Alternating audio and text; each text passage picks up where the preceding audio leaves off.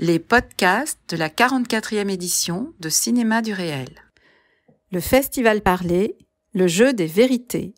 Rencontre avec Édouard Louis et Sandra Laugier, après le film de François Caillat, Édouard Louis ou La Transformation.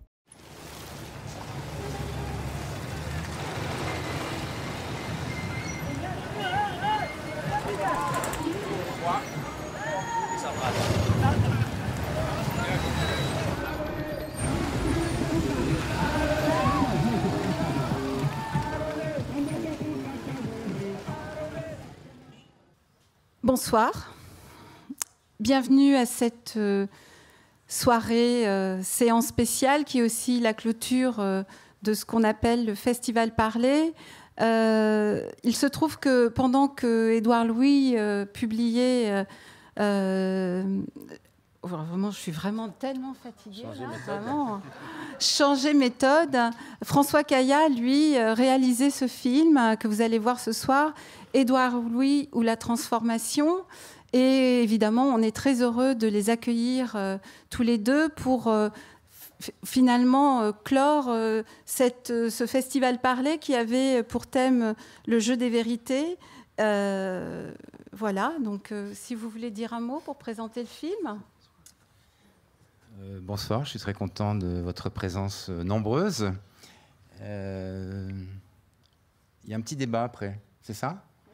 Et donc on aura l'occasion de parler, enfin Édouard aura l'occasion d'échanger avec une éminente philosophe qui est parmi nous, Sandra Laugier, que je remercie aussi d'être venue. Je remercie beaucoup Catherine aussi et le Festival du Réel d'accueillir ce film, dont c'est la première présentation publique.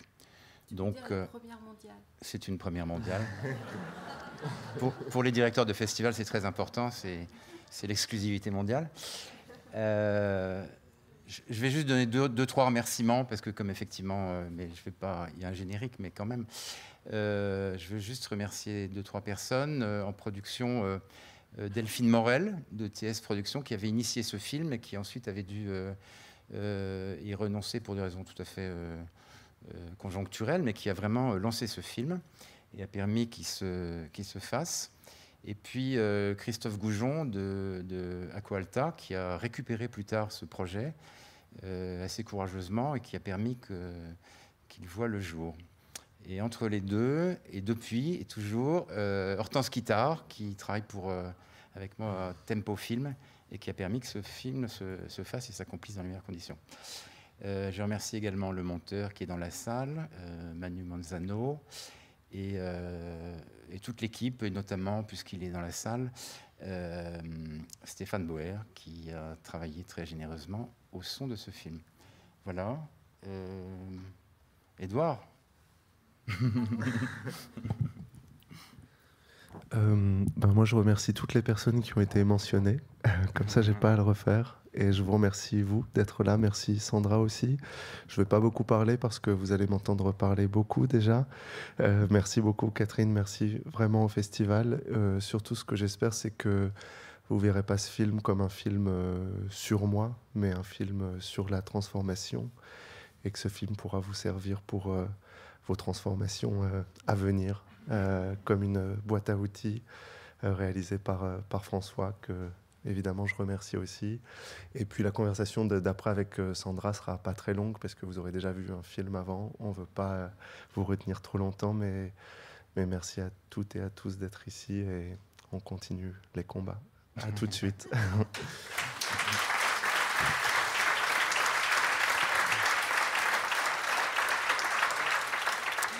Donc, vous l'avez compris, après la projection, vous retrouverez Édouard Louis et François Caillat, accompagnés de Sandra Laugier. On s'est dit que ça serait intéressant de reprendre cette question de la vérité, du jeu des vérités, et on parlera de cette question, la biographie, la vérité, la sincérité. Et ça sera animé par Alice Leroy, qui est la personne qui coordonne le Festival Parler. Bonne projection et à tout à l'heure. Alors, peut-être pour introduire, je vais lancer la conversation, puis en fait, tout de suite, je vous céderai la parole, mais je voulais revenir sur cette histoire de vérité qui est quand même la question qui nous a occupés toute la journée dans cette salle. Et vous vous demandez sans doute quel rapport entre ce film et la vérité. Vous n'avez pas complètement tort. Et peut-être pour la ressaisir à la fois dans des termes biographiques et dans des termes philosophiques, j'avais envie de vous citer, de vous lire une petite... Juste une très brève réponse de Michel Foucault dans une interview avec Stephen Riggins, qui est un Canadien d'origine indienne, qui l'interviewe en 1982, c'est repris dans les 10 et écrits. Je vais simplement vous le lire, ce sera un point de départ. Donc Stephen Riggins lui demande s'il y a une affinité particulière, des affinités particulières entre le type de philosophie de Foucault et les arts en général. Et Foucault répond ceci. Je ne crois pas que ce soit à moi de répondre à cette question. Voyez-vous, même si je répugne à le dire, c'est vrai que je ne suis pas ce qu'on appelle un bon universitaire. Pour moi, le travail intellectuel est lié à ce que vous définiriez comme une forme d'esthétisme. Par cela, j'entends la transformation de soi. Je crois que mon problème est cet étrange rapport entre le savoir, l'érudition, la théorie et l'histoire véritable. Je sais très bien, et je crois que je l'ai su dès mon enfance, que le savoir est impuissant à transformer le monde. J'ai peut-être tort. Je suis sûre que j'ai tort d'un point de vue théorique, car je sais très bien que le savoir a transformé le monde. Mais si je me réfère à ma propre expérience, j'ai le sentiment que le savoir ne peut rien pour nous, et que le pouvoir politique est susceptible de nous détruire. Tout le savoir du monde ne peut rien contre cela. Tout ce que je dis se rattache non pas à ce que je pense théoriquement, mais à ce que je déduis de mon expérience propre. Je sais que le savoir a le pouvoir de nous transformer. Que la vérité n'est pas seulement une manière de déchiffrer le monde, peut-être même que ce que nous appelons vérité ne déchiffre rien, mais que, si je connais la vérité, alors je serai transformée, et peut-être sauvée. Ou alors je mourrai, mais je crois de toute façon que c'est la même chose pour moi. Voilà, alors j'avais envie de vous proposer de partir de là, sur ce rapport entre peut-être vérité et transformation de soi, pour introduire cette discussion entre vous trois.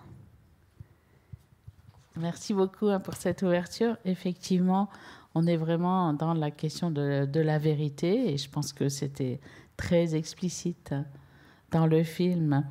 Aussi, j'ai été très saisie d'abord de le revoir parce que je l'avais vu d'abord sur mon ordinateur. C'était beaucoup moins plaisant, les images vraiment magnifiques, et de le voir avec vous tous, en fait. Je crois que ça change absolument tout, la vision d'un film en collectif, et tout le monde était complètement captivé. C'est quand même une expérience assez extraordinaire, vous l'êtes encore, et de voir que on va être absolument pris dans la vision de quelqu'un, alors Édouard Louis bien sûr, mais qui a une parole, en fait. C'est-à-dire que ce qu'on a, c'est le spectacle de voir, entendre un discours qui est en effet un discours qui a un rapport à la vérité très particulier.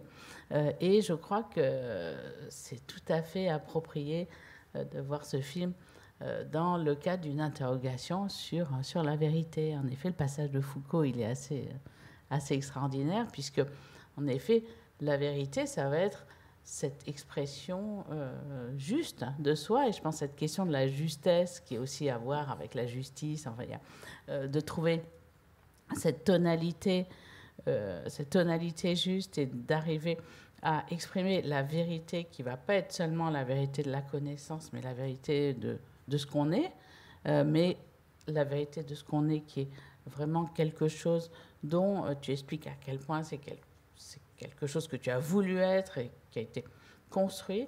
C'est quelque chose que je trouve extrêmement intéressant au plan à la fois de la philosophie du langage, puisque c'est vraiment la réflexion sur le langage, c'est une réflexion aussi sur les différents modes de l'expression de la vérité, et comment l'expression de la vérité va être l'expression de soi.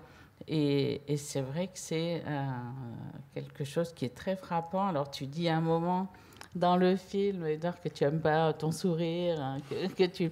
Voilà. Et ce que je trouve aussi extraordinaire, et là-dessus, François a vraiment recueilli ça de façon incroyable, à quel point tu souris tout le temps, en fait. Il y a cette espèce de jubilation qui est très réprimée parce que tu n'aimes pas... mais tu ris même, alors que tu dis que tu as beaucoup travaillé ton rire, mais il y a des petits rires. Et donc, il y a cette espèce de plaisir aussi d'une parole qui atteint une forme de justesse. Et ça m'a évidemment vraiment frappé, surtout...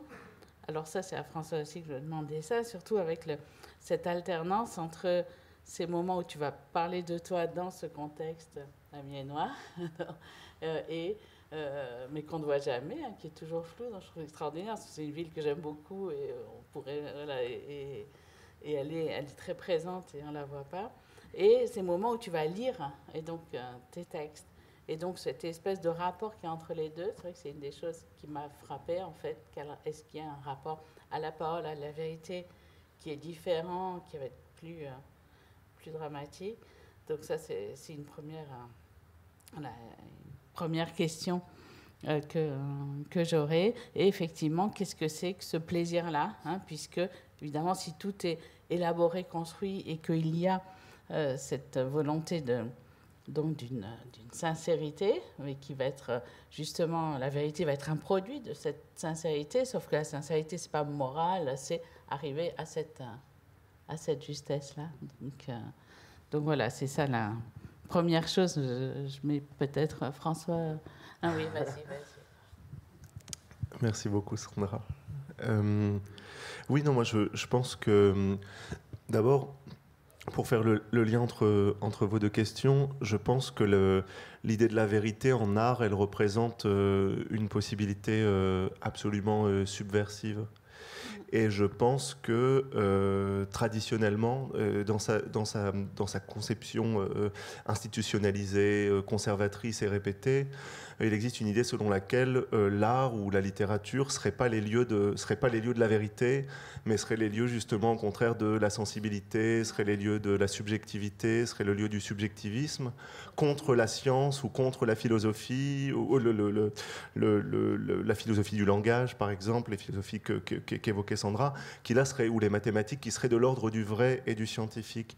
Et moi je crois que emmener l'idée de la vérité dans l'art, c'est une manière de subvertir l'art dans sa conception traditionnelle, et c'est une manière de confronter les personnes qui reçoivent l'art, qui lisent un livre ou qui regardent un film, c'est les confronter au monde au fond, parce que j'ai toujours pensé que dans cette espèce de divorce entre l'art et la vérité, il y avait une forme de lâcheté de l'art, ce qui fait que tu peux parler de violence sociale, tu peux parler de violence de classe, tu peux parler de domination masculine, tu peux parler de racisme. Si tu le fais à l'intérieur de l'art, on te dira toujours mais c'est l'expression d'une sensibilité, d'une subjectivité, et quelqu'un aurait pu dire la chose autrement.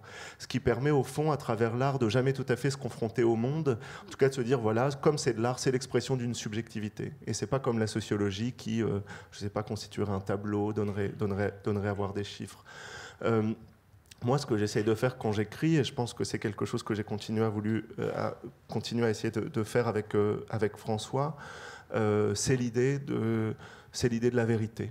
Je pense qu'il y a plusieurs régimes de vérité, il y a plusieurs régimes de véridiction dans une vie, et on peut tout à fait débattre sur, je ne sais pas, un auteur qu'on aime plus ou moins, ou ça, je veux bien entendre qu'il existe des sensibilités, mais je pense qu'il existe aussi des espaces d'objectivité, des espaces de vérité dans nos vies. Et je pense qu'un ouvrier qui a mal au dos, une caissière qui a mal aux mains après une journée de travail, je pense que ce sont des vérités objectives. Je pense que la domination masculine est une vérité objective. Le fait qu'il y ait quasiment une femme qui meurt tous les jours en France, c'est une vérité objective. Et je pense qu'une des manières de réinventer l'art, de réinventer la littérature, le cinéma, c'est l'idée de se saisir de cette arme-là, de la vérité, en dépit de tout ce qu'elle peut représenter d'insupportable, et le fait que, évidemment, à partir du moment où on essaie de mobiliser la vérité, on se fait toujours traiter de menteur. Moi, j'ai traité de menteur toute ma vie, on m'a toujours fait ça, et on sait que dans l'histoire, tous les gens qui ont essayé de tenir un discours de vrai sur le monde, on peut penser au discours antiraciste, on peut penser au mouvement LGBT, ont été des mouvements qui ont été soupçonnés d'être justement en dehors du vrai, justement parce qu'ils tenaient un discours de véridiction, en disant c'est exagéré, c'est pas vrai, c'est pas comme ça que ça se passe.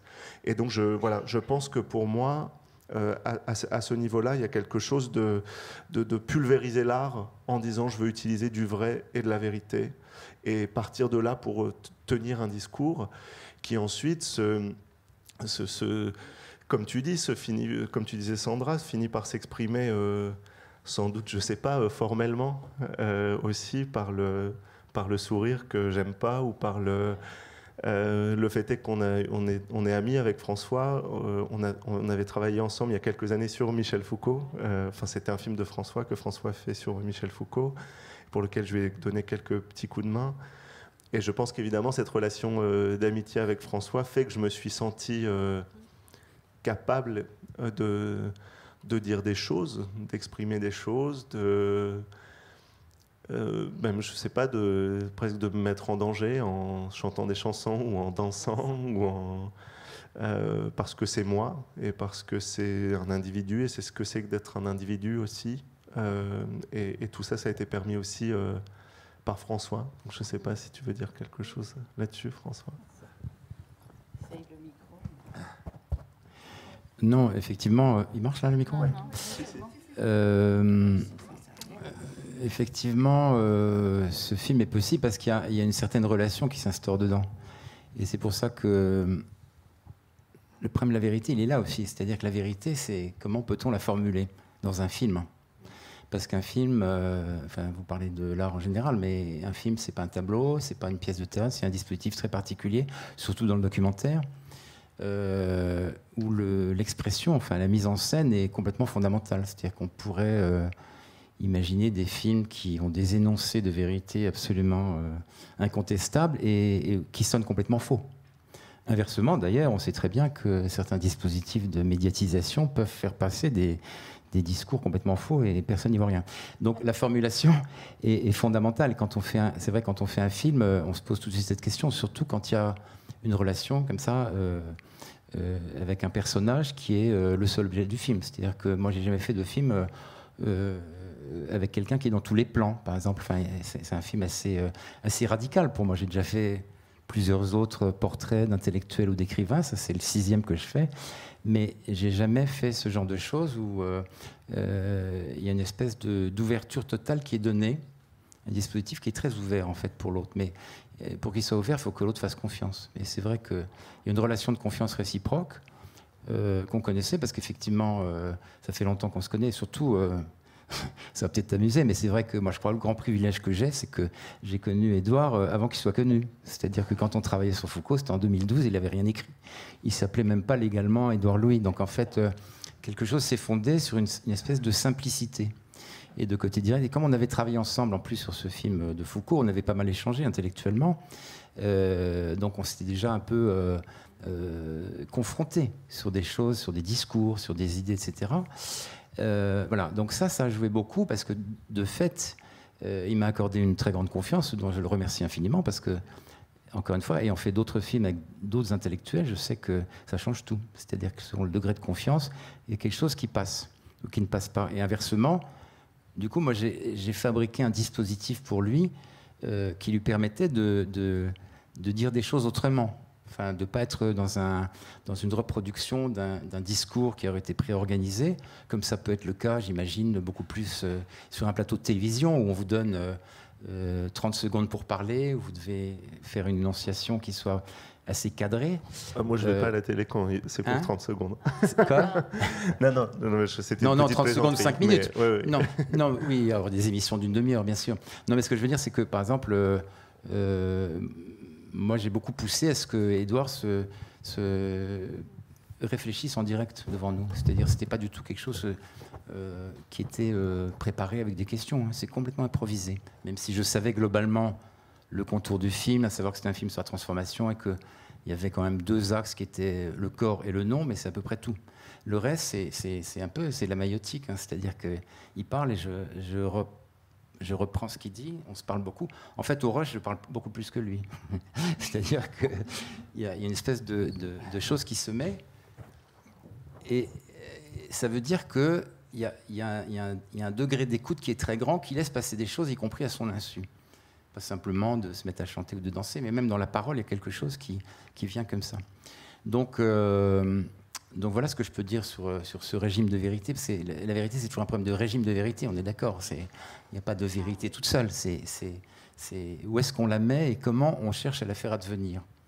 Et voilà, là c'était pour moi une expérience assez formidable. Alors, c'est ce que je peux dire en tant que réalisateur. Hein. C'est pas maintenant sur le contenu, c'est notre histoire. Je vous laisse en débattre.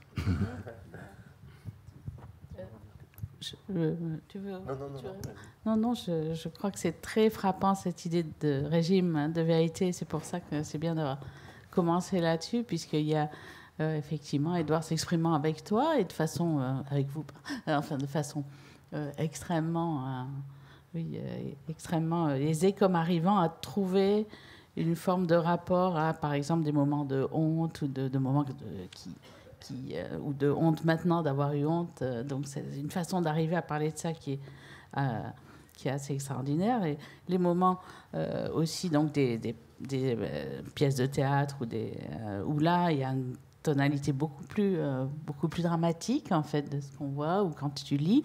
Et puis aussi effectivement ces moments médiatiques. Hein, et arriver à approcher la réalité de ces différentes façons.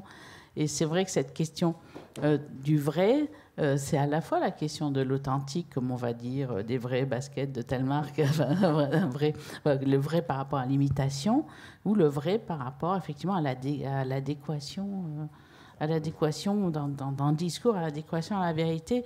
Et le mot vérité, il est fondamentalement complexe et ambivalent. À cause de cela, hein, parce qu'il y a ce double sens, hein, comme on va dire, un vrai con, c'est pas quelqu'un qui est véridique, et donc arriver à articuler ces deux questions de la vérité, arriver à avoir la vérité sur ta vie, sur le social, sur les personnes, et cette espèce d'authenticité, hein, de vérité de la parole qui va essayer justement de mimer aussi cette façon d'arriver à ta propre vérité de ce que tu es, et que ça passe en effet par la parole, et arriver à filmer une seule personne sur toute cette durée de façon absolument captivante, parce qu'il y a ces différents régimes de parole. Je trouve que c'est très, très saisissant. Et du coup, qu'est-ce qui est le plus difficile à filmer? En effet, c'est la parole, mais c'est parce que c'est le moment de la transformation. Hein, comment la parole peut à la fois évoquer et susciter en fait cette transformation. C'est comme si la transformation opérait là aussi au moment où tu en parles.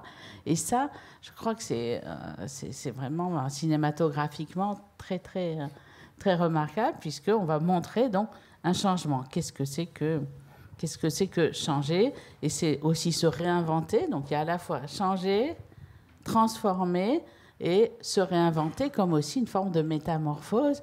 Et en effet, c'est comme ça, cette métamorphose qui est le sujet de l'art aussi. C'est pas seulement la vérité. Par exemple, dans les grands films auxquels moi je me suis toujours intéressée, dont parle Stanley Cavell, que tu connais bien, c'est toujours l'histoire d'une transformation. Les gens, ils vont changer. Et c'est ça qui fait qu'on a un film. Dans la maison de poupée, à un moment, il y a Nora qui arrive et son mari lui dit « Tu t'es changée ?» En fait, elle dit « Ouais, en fait, oui, j'ai changé. » Et c'est donc à la fois transformation, changer ses vêtements, la transformation physique qui est évoquée de façon très frappante. Et puis, qu'est-ce que c'est que changer? Et ça aussi, je crois que c'est la deuxième grande question philosophique dont traite ce film. Hein, c'est qu'est-ce que c'est le changement et comment est-ce qu'on peut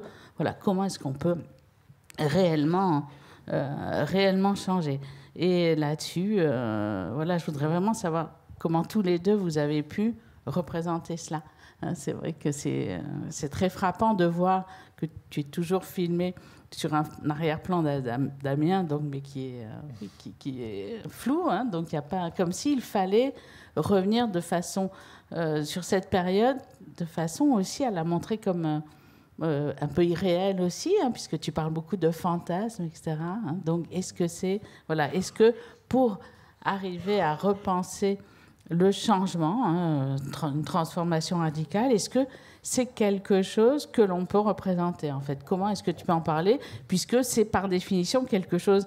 Alors, est-ce que c'est quelque chose, c'est ma dernière façon de formuler ça, parce que c'est passionnant, est-ce que c'est quelque chose qui est où tu te situes après coup, hein, c'est-à-dire que tu es là maintenant en parlant de ce moment de transformation, mais tu es après. Et donc, Amiens est effectivement une sorte de moment intermédiaire absolument crucial. Donc, qu'est-ce que s'est passé? Où est-ce que tu es encore, en fait, là-dedans? Est-ce que la transformation, elle est passée ou en cours, en fait, dans ce film? Oui, je pense que c'est ce que tu dis, c'est très intéressant par rapport à ce que François a essayé de faire et les conversations qu'on a eues. C'est-à-dire que, comme tu disais, il y a plusieurs régimes de vérité. Et une de ces autres dimensions par rapport à ce qu'on se disait juste avant de la vérité, et qui est très présente dans le film, c'est l'idée que la vérité, c'est aussi un autre niveau de régime de vérité, c'est aussi ce qui n'est pas là ou ce qui n'est pas encore là. Et je pense que c'est ce qui nous a beaucoup intéressé avec François, puisqu'au fond, c'est un film sur le transfuge de classe, sur la transformation au sens d'une transformation sociale. Et c'est vrai que pour moi, dans ma trajectoire et dans ma vie, j'ai souvent eu l'impression que la vérité de ce que j'étais n'était pas justement ce qui était du domaine du maintenant ou du tout de suite ou du montrable et du prouvable, mais quelque chose qui existait là comme une potentialité. C'est-à-dire la vérité de ce que j'étais était ce qui n'existait pas encore. Et donc ça, c'est ce qu'on pourrait traditionnellement appeler un fantasme ou un mensonge ou une fabulation, alors que j'avais l'impression que ce qui était faux, et je pense qu'on est sans doute plusieurs à avoir vécu ça dans nos vies, dans cette salle, j'avais l'impression que ce que j'étais, c'est-à-dire ce que le monde avait fait de moi, était un mensonge. On avait attendu de moi que je sois Eddie Bellegueule et j'avais jamais réussi à être Eddie Bellegueule. On avait attendu de moi que je sois un garçon des classes populaires, viril, hétérosexuel, qui fait du football, qui rend fier son père, un garçon manuel et plein d'autres choses. Et j'étais tout sauf ça. J'étais gay, efféminé. J'aimais pas le football, j'aimais pas les filles. Enfin, j'aimais avoir des copines, mais j'étais attiré par les garçons. Et en fait, tout ce qui était socialement considéré comme mon moi et ce qui était palpable comme mon moi m'apparaissait comme étant un mensonge. Et la vérité, c'est ce qu'il fallait faire advenir. Et on en parle un moment, je crois, dans le film avec François. J'avais l'impression que mon authenticité, c'était pas ce que le monde avait fait de moi, mais ce que je voulais être et que je n'étais pas encore. Et ça, c'est quelque chose qu'on rencontre beaucoup dans les métamorphoses, parce qu'il y a jamais il n'y a jamais de métamorphose sans guerre à la métamorphose dans le monde social. C'est presque mystérieux. Pourquoi la transphobie est aussi violente, par exemple? Pourquoi les gens ont une telle terreur du fait que quelque chose puisse changer, que quelqu'un puisse changer, quand bien même ça n'affecte rien à leur vie à eux, ça n'ajoute rien, ça n'enlève rien à leur vie, simplement une forme de haine métaphysique et presque pure de la métamorphose et de la transformation, qui fait qu'à chaque fois se transformer à plein de niveaux, socialement, au niveau de son genre, au niveau de sa vie, c'est se heurter à ces résistances-là. Et c'est vrai que pour moi, je me souviens quand j'ai commencé à vouloir être autre chose que ce que le monde avait fait de moi, c'est la question qui s'est immédiatement posée. C'est-à-dire qu'on me disait, mais pour moi, tu es Eddie Bellegueule, pourquoi tu veux trahir ça? Pourquoi tu veux laisser derrière toi ça? Je disais, mais qu'est-ce que j'ai choisi dans Eddie Bellegueule? J'ai pas choisi mon père, j'ai pas choisi ma mère, j'ai pas choisi ma famille, j'ai pas choisi l'endroit où je suis né, j'ai pas choisi le pays dans lequel je suis né, j'ai pas. Et donc au fond, il y a rien de plus faux que cette chose qui a été faite de moi et qui correspond pas du tout à mon désir, à mes envies. Et l'authenticité, au contraire, se situait dans l'ordre de ce qui n'avait pas été là et ce qui n'avait pas été présent, ce qui n'avait pas été présent avant. Et donc je pense que ce film, il est aussi ça, il est aussi un appel à un plaidoyer pour cette vérité-là et pour ce qui apparaît comme étant pas authentique. Moi, j'ai toujours aimé pourquoi les gens détestent tellement la chirurgie esthétique, par exemple, à part toute la dimension souvent misogyne qui est produite dans le discours anti-chirurgie esthétique. Quelle est la haine qui se cache derrière l'idée que le visage dont on aurait hérité de son père ou de sa mère, qu'on n'a pas du tout choisi, serait le visage authentique, alors que le plastique qu'on pourrait choisir de mettre sur son visage serait là quelque chose de l'ordre de l'artificialité. Et je crois au contraire que ce qu'on a tendance à appeler socialement l'artificiel est au fond quelque chose d'authentique, puisque c'est précisément ce qui part du du désir d'une personne de s'arracher à ce que le monde a voulu d'elle ou de lui. Et donc voilà, le film est un plaidoyer pour la vérité et donc un plaidoyer pour l'artificialité, d'une certaine façon.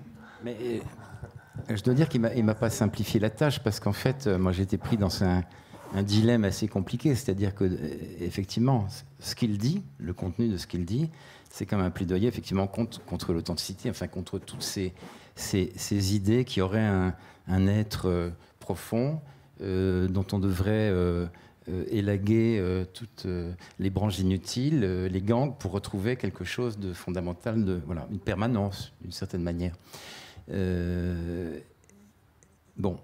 Or, moi, je fais un film, j'essaie de trouver quelqu'un qui m'assure quelque chose, un socle minimal, parce que si j'ai une relation avec lui qui est une relation de parole, d'échange, j'essaie de trouver quelque chose. J'essaie de trouver quelque chose de stable. Et ce qu'il me dit, c'est qu'en fait, cette stabilité n'existe pas. C'est-à-dire que tout est en devenir. La vérité, c'est du devenir, en fait. Donc, que devient un entretien avec quelqu'un qui vous dit ça? C'est-à-dire qu'il y a une espèce de retournement assez compliqué à faire. C'est-à-dire qu'il faut à la fois que je l'écoute tel qu'il est, tout en sachant que je ne cherche pas à ce qu'il soit authentique. Mais j'ai besoin qu'il soit authentique, parce que s'il n'est pas authentique, je veux dire, il ne va pas être sincère. Enfin, on sent tout de suite, quand on fait un film avec quelqu'un, on sent tout de suite la vérité qu'il porte dans ce qu'il vous dit. Ce que j'appelle la sincérité ou l'authenticité, enfin, tous ces concepts anciens, justement, contre lesquels tu te rebelles un petit peu.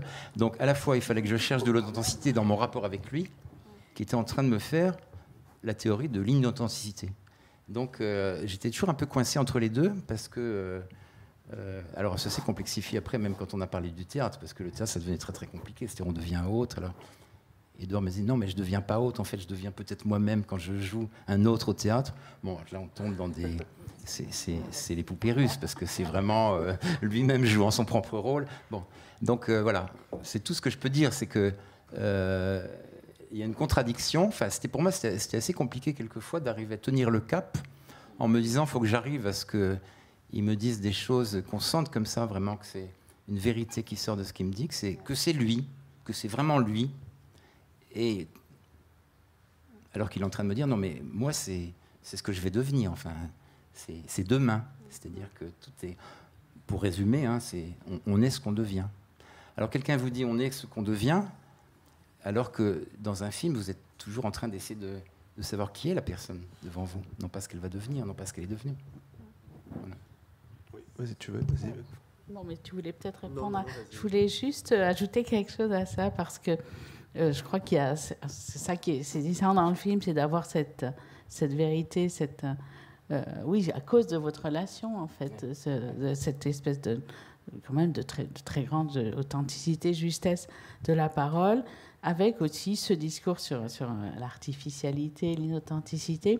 Et je me demandais comment, malgré tout, tu arrivais à mettre ensemble dans ce film, quand j'ai écouté cette revendication de la construction de soi, hein, qui est en effet très important, mais à un moment, tu vas dire aussi que ce qui va caractériser les classes dites supérieures bourgeoises auxquelles tu es confronté à un certain moment, c'est justement cette volonté d'artificiel, de construction, de dissimuler en fait la naturalité, quoi.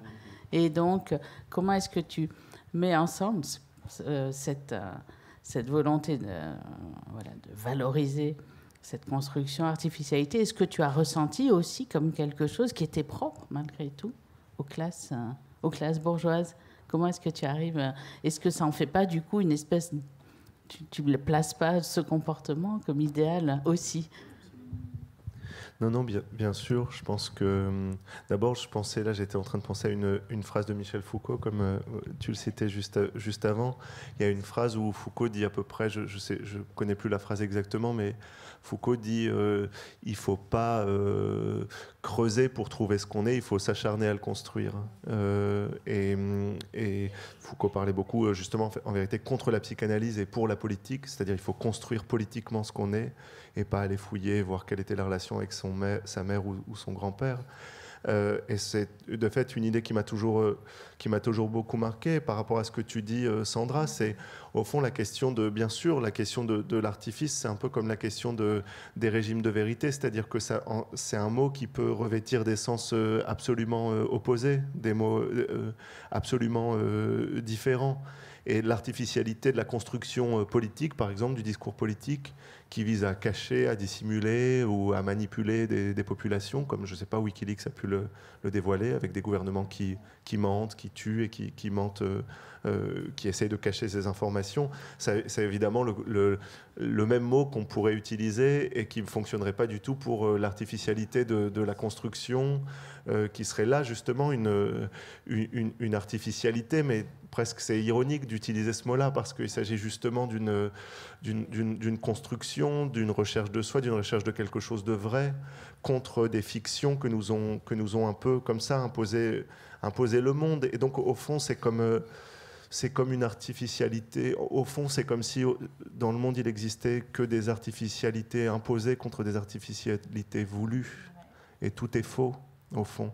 Toutes les réalités sont des réalités qui s'abattent sur nous, auxquelles on ne correspond jamais vraiment, d'ailleurs. C'est incroyable à quel point les catégories qui fondent nos vies sont fausses et à quel point on est mal à l'aise avec. Tous les jours, on entend qu'est-ce que être un vrai homme, une vraie femme, un vrai écrivain, une personne morale, une personne... Et puis on se rend compte que tous les jours dans nos vies, on échoue, on n'y correspond jamais. Tout le monde souffre. Il y a un livre de Virginia Woolf là-dessus, La promenade au phare, que Bourdieu avait aussi beaucoup commenté, dans lequel un homme est malheureux toute la journée parce qu'il a l'impression de jamais correspondre à ce que la société attend d'un homme. Et des femmes sur lesquelles on fait peser le devoir d'être ce qu'est socialement une femme. Et au fond, toutes les catégories, toutes les réalités qui nous fondent sont fausses, font que nos vies sont remplies de honte, d'échecs et de frustration parce qu'elles ne correspondent jamais vraiment à nos chairs, elles ne répondent jamais vraiment à nos corps. Et donc à partir de ce moment-là, contre cette artificialité socialement imposée, le film devient un plaidoyer pour une artificialité voulue qui, elle, serait plus authentique parce qu'elle n'a pas été imposée.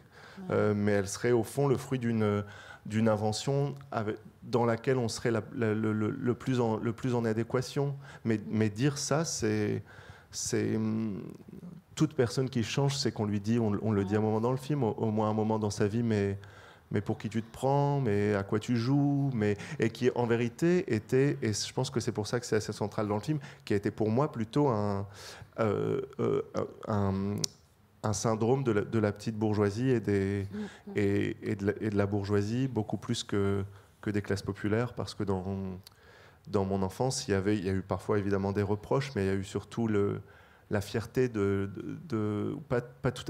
pas tout à fait la fierté toujours, mais en tout cas l'envie que quelqu'un puisse changer, l'envie que quelqu'un puisse fuir, même si on le reproche, même si ça devient « mais tu te crois mieux que nous », je pense que c'est plus dans ce moment d'Amiens que dans la transition qu'apparaît le moment où la métamorphose doit s'arrêter. Ouais. D'ailleurs, j'avais juste un petit point.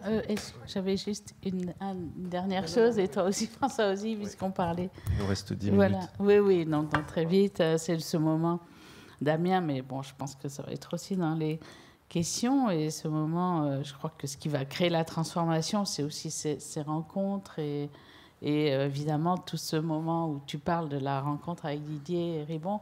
Et je le dis d'autant plus que moi-même, j'ai été à Amiens, je l'ai connu là-bas et j'ai eu la même, pas aussi, peut-être pas aussi forte, mais j'ai eu une vraie révélation aussi en le connaissant, en découvrant sa façon de parler, de penser. Non, mais c'est vrai, c'est quand même quelque chose. Voilà, je voulais parler de ça parce que c'est quelque chose d'aussi, voilà, d'extrêmement important, et aussi avec ce rapport à la parole de Didier Ribon, cette espèce à la fois de gentillesse et de justesse et aiguë dans ce qu'il dit. Et je me demandais, du coup, est-ce que c'est cela qui fait la transformation? Est-ce que c'est, comme tu disais, cette ambition morale individuelle de constitution de soi, mais est-ce que c'est pas aussi le fait d'être touché au sens strict par des personnes? Non, bien sûr, c'est des rencontres et c'est ce qui fait que d'ailleurs cette transformation, quand je parlais tout à l'heure d'artificialité voulue, c'est des transformations qui sont par définition collectives, parce que c'est des transformations qu'on ne peut pas accomplir soi, qu'on peut accomplir justement grâce à des mouvements sociaux, grâce à des mouvements collectifs, grâce à des discours collectifs. Moi, j'aurais pas pu m'inventer comme gay ou comme écrivain ou comme partant à Paris si j'avais pas eu des gens qui avaient produit ça.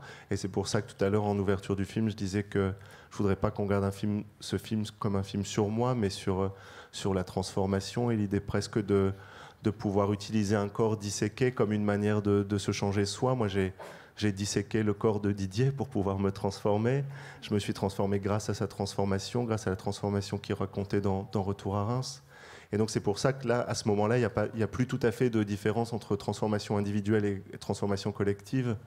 Et qu'au fond, la frontière est assez illusoire. Et donc tu as raison, c'est évidemment dans ce mouvement de rencontre. Voilà. Mais... Non, merci Sandra. On peut prendre peut-être une ou deux questions avant de clore. Je voulais juste dire un petit mot là, parce que très brièvement, en fait, moi je trouve qu'il y a un mot formidable, c'est le mot réinvention de soi. D'ailleurs, j'ai failli intituler le film comme ça, mais enfin, sauf que le titre était un peu pompeux, du coup, la réinvention de soi. Mais je trouve que c'est beaucoup plus clair que la transformation, parce que la réinvention de soi reste quelque chose de très créatif. Et du coup, on n'a même pas à trancher entre cette idée d'être permanent ou être impermanent, enfin, sur cette idée de devenir qui pose quand même toutes sortes de questions que le film ne résout pas. C'est-à-dire que la réinvention, ça permet d'être dans toutes les problématiques à la fois. Les problématiques du fond, enfin de l'identité, de la permanence, ou dans la problématique de la transformation de l'artificiel. Parce que la réinvention de soi, c'est un mouvement permanent qu'on peut faire dans tous les cas de figure, qui est voilà, c'est comment refabriquer tout le temps quelque chose.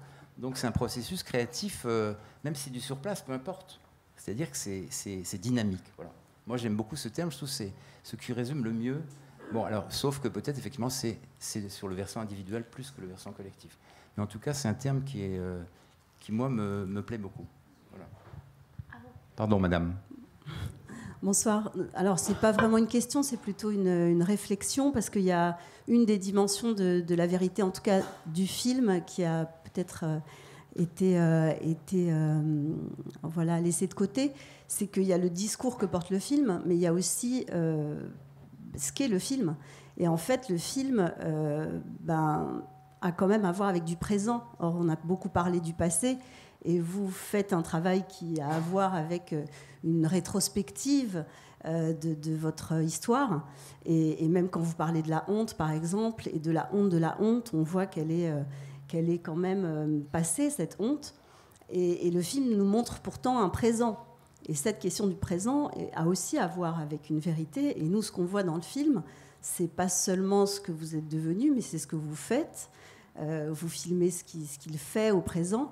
Et je voulais savoir, voilà, quel rapport vous avez finalement avec ce présent, aussi bien vous dans le film que vous dans votre façon de penser cette transformation. Parce que nous, ce qu'on voit dans le film, c'est là où vous en êtes, où là, c'est ce que vous avez voulu être.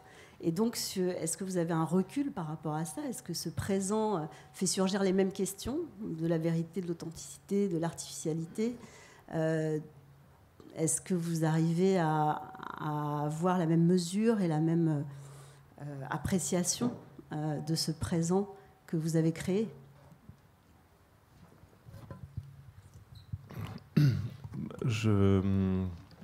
J'aimerais bien être quelqu'un d'autre. J'aimerais bien en finir avec Édouard Louis. Donc c'est vrai, non, le présent représente ça pour moi, souvent, représente une envie de fuite, une envie de s'échapper. Je peux vous répondre juste par une petite histoire que je sais pas si je me souviens plus si on l'a gardée dans le film, pourtant je l'ai revue il n'y a pas longtemps. Mais vous savez, il y a Hervé Guibert qui raconte une histoire à propos de Michel Foucault dans son livre qui s'appelle « À l'ami qui ne m'a pas sauvé la vie » sur Michel Foucaôt. Et c'est le moment du sida. Michel Foucault a le sida, il va mourir. C'est le moment où il n'y a pas de traitement, où il y a des laboratoires pharmaceutiques qui empêchent le développement du traitement pour gagner plus d'argent. Et donc il y a des cliniques, un peu des centres qui se mettent en place un peu partout dans le monde, et notamment à Paris, où les gens qui ont le sida vont et en général agonisent et meurent. Et donc Michel Foucault voit que ça, c'est en train de se passer. Et l'anecdote est rapportée par Hervé Guibert. Michel Foucault dit à Hervé Guibert, ce qui serait magnifique, ce serait que ces cliniques dans lesquelles on va mourir soient des blagues, soient pas des vraies cliniques pour mourir. En fait, on entrerait dans cette clinique, tout le monde pense qu'on y va pour mourir. Et au fond, derrière cette clinique, il y aurait une petite porte.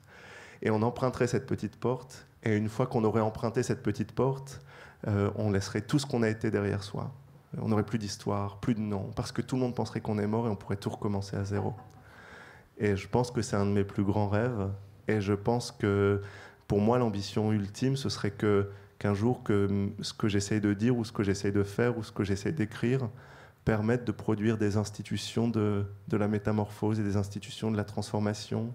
Au fond, je veux pas, je m'en fiche que des universitaires commandent mes livres dans 100 ans.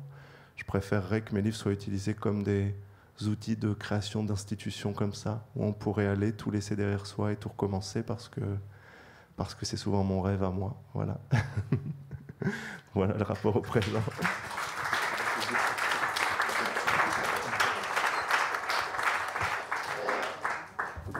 On a le temps d'une autre question? Ouais, on a 5 minutes encore. Il y a une question ici.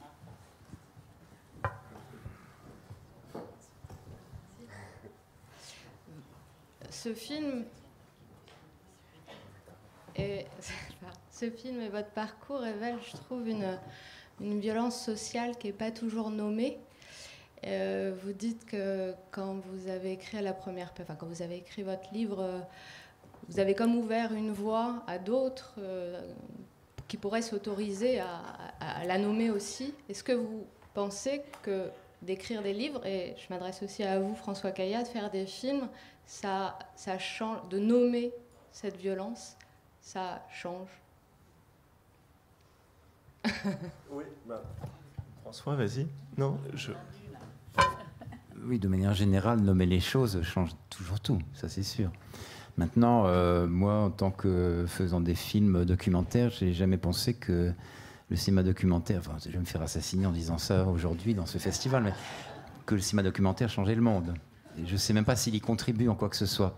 Mais s'il y contribue, en tout cas, c'est sous la forme d'un énoncé et d'une formulation, quelle qu'elle soit.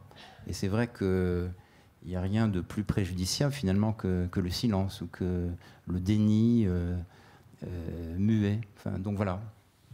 Faisons des films pour ça. Déjà, c'est pas mal. Maintenant, sur l'efficacité, peut-être que...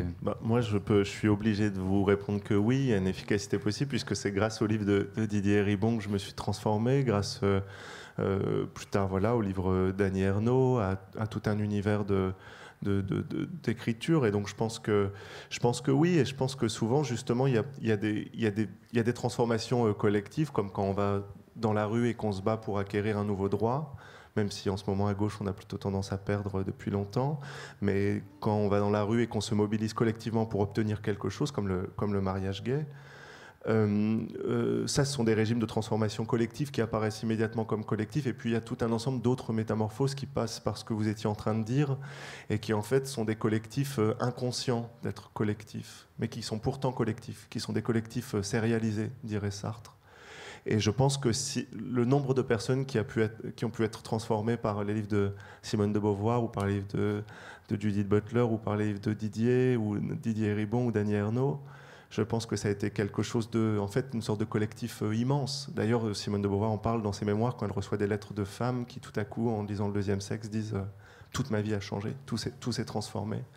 Et donc moi, je pense tout à fait que oui. Et pour finir sur aussi une anecdote, parce que j'adore les anecdotes, mais pour moi, la plus grande fierté de ma vie, peut-être la fierté de ma vie, parce que je suis pas très fier sinon, mais je veux dire, c'est pas un affect qui m'intéresse beaucoup.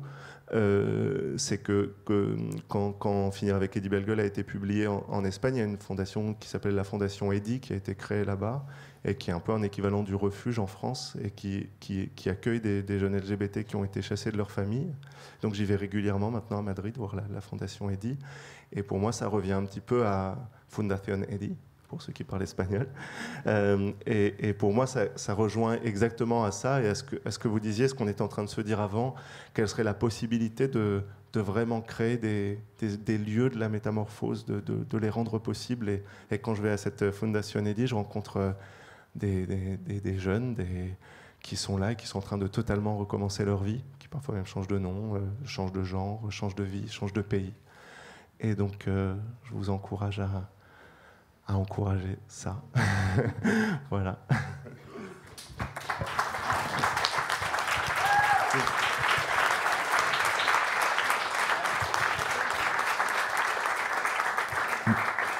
Moi, je suis d'accord avec lui. Évidemment, je suis un peu déçu parce que je pense que le cinéma documentaire n'a pas ce pouvoir-là. Mais dans la littérature, certainement, oui. J'aimerais bien que nos films documentaires puissent avoir un effet comme ça d'entraînement, mais j'en suis pas convaincu. Peut-être tout simplement parce que c'est ce que je fais. Donc, je me fais pas non plus des illusions gigantesques sur la portée de notre travail. Oui, on verra. Merci beaucoup à tous les trois. Merci infiniment. Merci.